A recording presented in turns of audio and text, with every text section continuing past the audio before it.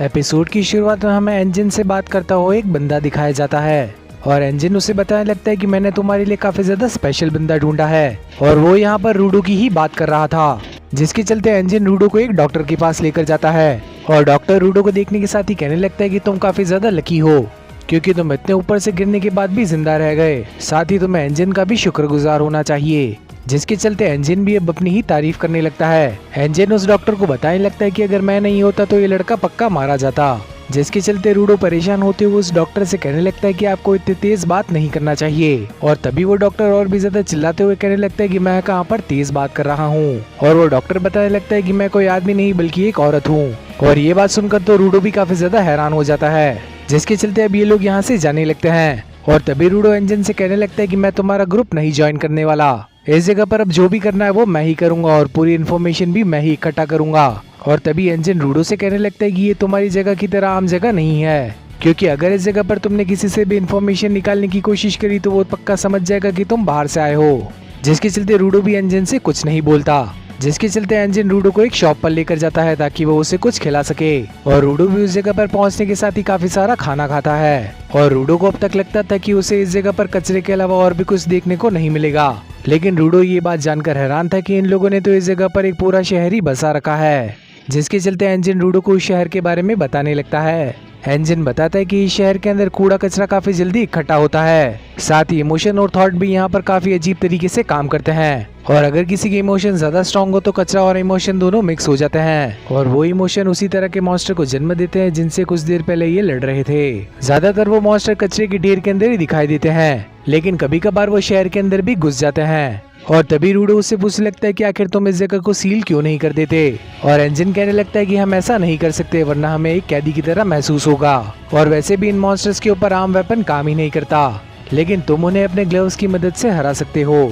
तुम जिस भी चीज से काफी ज्यादा प्यार करते हो उसके अंदर पॉजिटिव एनर्जी पहुंच जाती है और हम इस तरह की चीजों को वाइटल इंस्ट्रूमेंट्स कहते हैं। और इस तरह की पावर्स का इस्तेमाल काफी कम लोग ही कर पाते हैं। और तभी रूडो सोचने लगता है कि रेक्टो ने उससे एकदम सही बात कही थी, जिसके चलते एंजिन बताने लगता है कि जो लोग भी अपनी पावर्स का इस्तेमाल कर सकते हैं उन्हें गिवर्स कहा जाता है। और हमारी ऑर्गेनाइजेशन का नाम क्लीनर्स है, जो कि इस तरह के मॉन्स्टर्स से लड़ा करते हैं। और हम लोगों की संख्या काफी ज्यादा कम है और इसी वजह से हम लोगों को और भी ज्यादा गिवर्स चाहिए। जिसके चलते रूडो कहने लगता है कि मैं तुम्हारी टीम को ज्वाइन करूंगा, लेकिन बदले में तुम मुझे ऊपर जाने का रास्ता बताओगे। जिसके चलते एंजिन कहने लगता है कि सच बात तो यह है कि मुझे भी ऊपर जाने का रास्ता नहीं मालूम, लेकिन जो हमारे बॉस है उन्हें इस चीज के बारे में सब कुछ मालूम है, तो हो सकता है कि वो तेरी मदद कर दे। और तभी रूडो कहने लगता है कि फिर तो मुझे तुम्हारे बॉस से मिलना ही होगा। और तभी एंजिन रूडो से पूछने लगता है कि आखिर तुम्हें अपने ग्लव्स किसने दिए थे। और एंजिन कहने लगता है कि मुझे ये ग्लव्स मेरे डैड ने दिए थे और इनके अलावा मेरे पास उनकी कोई भी निशानी नहीं है। जिसके चलते एंजिन कहने लगता है कि मुझे ये ग्लव्स काफी ज्यादा पुराने लग रहे हैं, लेकिन इनका ख्याल काफी ज्यादा अच्छी तरीके से रखा गया है। और तब एंजिन कहने लगता है कि तुम्हें अपने ग्लव्स का ध्यान रखना होगा। और तभी रूडो एंजिन से कहने लगता है कि शुक्रिया, तुमने मेरी मदद करी और अगर मुझे ऊपर जाने का रास्ता मालूम चल सकता है तो मैं क्लियरेंस को जरूर ज्वाइन करूंगा। और तभी एंजिन रूडो को जरा से पैसे देता है। एंजिन कहने लगता है कि ये तुम्हारी पहली पेमेंट है, तो इसका अच्छे से ध्यान रखना। और तभी रूडो कहने लगता है कि क्या सचमुच में मुझे इन पैसों को लेना भी चाहिए। और तभी एंजिन कहने लगता है कि ये पैसे मुझे तुम्हारे कपड़े बेचकर मिले हैं। और तभी रूडो चिल्लाते हुए कहने लगता है कि आखिर तेरा दिमाग तो नहीं खराब हो गया, आखिर तूने मेरे कपड़े कैसे बेच दिए। यानी अभी तक ये खाया हुआ खाना और डॉक्टर की फीस भी इसी पैसों से भरी गई थी। और एंजिन कहने लगता है कि तुम्हें इतनी ज्यादा चिंता नहीं करनी चाहिए, क्योंकि अगर इस जगह पर तुम वो कपड़े पहने रहते तो कोई भी समझ जाता कि तुम बाहर से आए हो। और अचानक से उस जगह पर एक कैट आ जाती है जो कि रूडो के पैसे लेकर भाग जाती है। और ये चीज देखते हुए रूडो भी उस बिल्ली का पीछा करने लगता है और भागते हुए रूडो एक गली के अंदर पहुंचता है जहां पर उसे एक लकड़ी दिखती है। और उस लकड़ी का इस्तेमाल करने के साथ ही रूडो उस बिल्ली को पकड़ लेता है, लेकिन वो लकड़ी किसी और शख्स की थी और वो भी वहां पर पहुंच जाता है। और तभी वो बंदा वहां पर आने के साथ ही कहने लगता है कि वो चीज मेरी है। और रूडो कहने लगता है कि ये पैसे तो सिर्फ मेरे हैं। और वो शख्स कहने लगता है कि मैं उस लकड़ी की बात कर रहा हूँ। और तभी रूडो कहने लगता है कि ये तो सिर्फ एक आम सी लकड़ी है, लेकिन अचानक से वो शख्स रूडो से उस लकड़ी को छीन लेता है। और तभी हमें उस शख्स के कपड़ों पर एक बैज दिखाया जाता है और ऐसा ही एक बैज एंजिन के कपड़ों पर भी है। और तभी वो शख्स रूडो से कहने लगता है कि तुम्हें किसी की भी चीज को इस तरह से लेकर नहीं भागना चाहिए।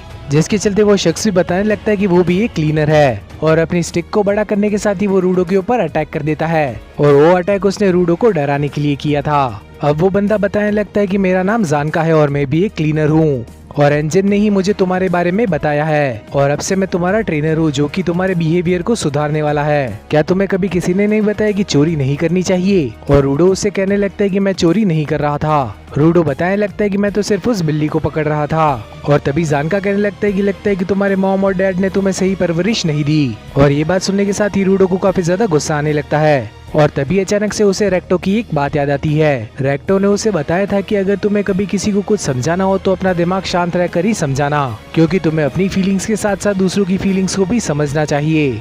और तभी रेक्टो जानका से कहने लगता है कि मुझे माफ कर दो, मैं चोरी नहीं करना चाहता था। और जानका भी रेक्टो की ये बात समझते हुए अपनी स्टिक को नॉर्मल कर लेता है, जिसके चलते जानका भी रेक्टो से कहने लगता है कि मुझे भी माफ कर देना, मैं भी कुछ ज्यादा ही गुस्से में आ गया था और अगर मैंने भी तुम्हें डरा दिया तो मुझे माफ करना। और रूडो भी ये जानकर हैरान था कि प्यार से बात करने पर कोई इतनी जल्दी शांत हो जाता है, उसे मालूम ही नहीं था। और जानका हंसते हुए रूडो से कहने लगता है कि आखिर तुम हमारी टीम को ज्वाइन करने वाले हो तो तुम्हारा वेपन क्या है? और ये बात सुनने के साथ ही रूडो जरा सा कंफ्यूज हो जाता है और रूडो कहने लगता है अच्छा तुम मेरी पावर्स की बात कर रहे हो, वो शायद मेरे ग्लव्स है। और जानका भी कहने लगता है कि तुम्हारे ग्लव्स तो मुझे काफी ज्यादा कमाल के लग रहे हैं। और तभी रूडो सोचने लगता है कि इसकी तो पूरी पर्सनैलिटी ही अचानक से चेंज हो गई, क्योंकि कुछ देर पहले तक तो ये कुछ और ही लग रहा था। और जानका को स्माइल करते देख रूडो को भी रेक्टो की एक बात याद आती है। रेक्टो ने रूडो से कहा था कि अगर कोई तुमसे बात करे तो तुम्हें भी स्माइल करते हुए जवाब देना चाहिए। और तभी जानका रूडो से पूछने लगता है कि आखिर तुम क्लीनर्स को क्यों ज्वाइन कर रहे हो? और तभी रूडो एक अजीब सी स्माइल देने लगता है और वो जानका से कहने लगता है कि मैं कुछ समय के लिए ही क्लीनर्स के अंदर हूँ। और जानका रूडो का फेस देखने के साथ ही काफी अजीब सा फील करने लगता है। जानका रूडो से कहने लगता है कि आखिर तुम इतना अजीब सा चेहरा क्यों बना रहे हो? अगर तुम्हें मुझसे अभी भी लड़ाई करनी है तो तुम मुझसे लड़ाई कर सकते हो। और रूडो जानका से कहने लगता है कि मैं काफी देर से स्माइल करने की कोशिश कर रहा हूँ। और तभी जानका कहने लगता है कि उस अजीब सी चीज को तू स्माइल बिल्कुल भी मत बोल। और तभी रूडो एक अजीब तरह से स्माइल करने लगता है और ये चीज देखते हुए जानका का दिमाग बौखलाने लगता है और वो दोनों ही फिर से आपस में लड़ाई करने लगते हैं। जानका भी रूडो से कहने लगता है कि तेरा मतलब क्या है कि तू कुछ समय के लिए ही क्लीनर्स को ज्वाइन करेगा? आखिर तेरा हमारे साथ गोल क्या है? और अब तो रूडो का दिमाग भी जरा सा हटने लगता है और रूडो भी कहने लगता है कि आखिर तेरा मतलब क्या है मेरे गोल्स को लेकर।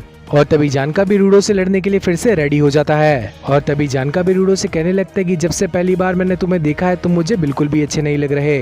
और अचानक से रूडो भी एक कचरा उठा लेता है और जानका ये चीज जानकर हैरान था कि आखिर रूडो ने इस कचरे को वेपन कैसे बना लिया, क्योंकि रूडो ने तो अपना वेपन ग्लव बताया था और अब ये एक साथ दो वेपन्स को कैसे इस्तेमाल कर सकता है। और जानका समझ जाता है कि रूडो की असली ताकत क्या है, वो किसी भी चीज को अपना हथियार बना सकता है और ऐसी पावर सिर्फ अकेले रूडो के पास ही मौजूद है और इसीलिए एंजन ने रूडो को स्पेशल कहा था। लेकिन जानका ये जानता था कि रूडो उसे फिर भी नहीं हरा पाएगा। और तभी जानका की छड़ी ऊपर से आकर नीचे गिरती है और रूडो को तो ये मालूम भी नहीं चलता कि उसने इसे ऊपर कब फेंका था, जिसके चलते अब जानका रूडो के ऊपर अटैक करने लगता है और रूडो उसके सामने काफी ज्यादा स्लो पड़ रहा था। रूडो अब उसी छड़ी से जानका के गाल पर मारता है, लेकिन जानका को कुछ नहीं होता, बल्कि जानका रूडो को ही नीचे गिरा देता है। लेकिन अचानक से जानका नोटिस करता है कि उसके गालों पर तो पॉटी लगी हुई थी, यानी कि रूडो ने एक टॉयलेट प्लंजर को ही अपना हथियार बना लिया।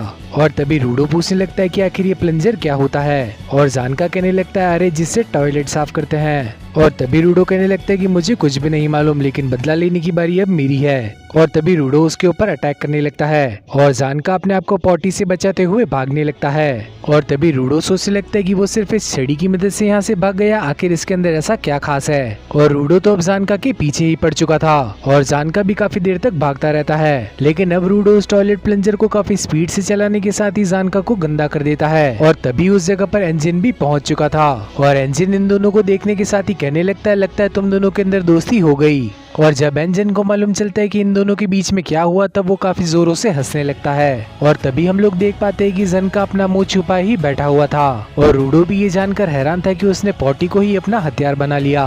और तभी एंजिन कहने लगता है कि जानका एक अमीर बाप की औलाद है और तुमने उसके ऊपर पॉटी लगा दी, लेकिन चलो जो हुआ सो हुआ, लेकिन आज से जानका ही तुम्हारा ट्रेनर है, क्योंकि जानका हमारा सबसे ज्यादा काबिल गिवर है। और एंजिन के मुंह से तारीफ सुनने के साथ ही जानका भी काफी ज्यादा हैरान था। और तभी रूडो की नजर कार के पीछे जाती है जहाँ पर रियो नाम की एक गिवर सो रही थी। और तभी रियो रूडो के बालों को छूने लगती है और वो रूडो से पूछने लगती है कि क्या तुमने अपने बाल डाई करे हैं। और रूडो अब शर्माने लगता है क्योंकि एक लड़की उसके बालों से खेल रही थी, जिसके चलते अब ये लोग क्लीनर्स के हेडक्वार्टर जाने लगते हैं। और बूम, इसी चीज के चलते ये एपिसोड भी यहीं पर खत्म हो जाता है।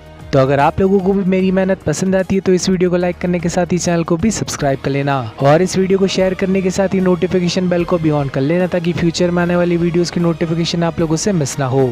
तो अब मिलते हैं इसी टाइप की और किसी अमेजिंग वीडियो के अंदर, तब तक के लिए बाय एवरीवन।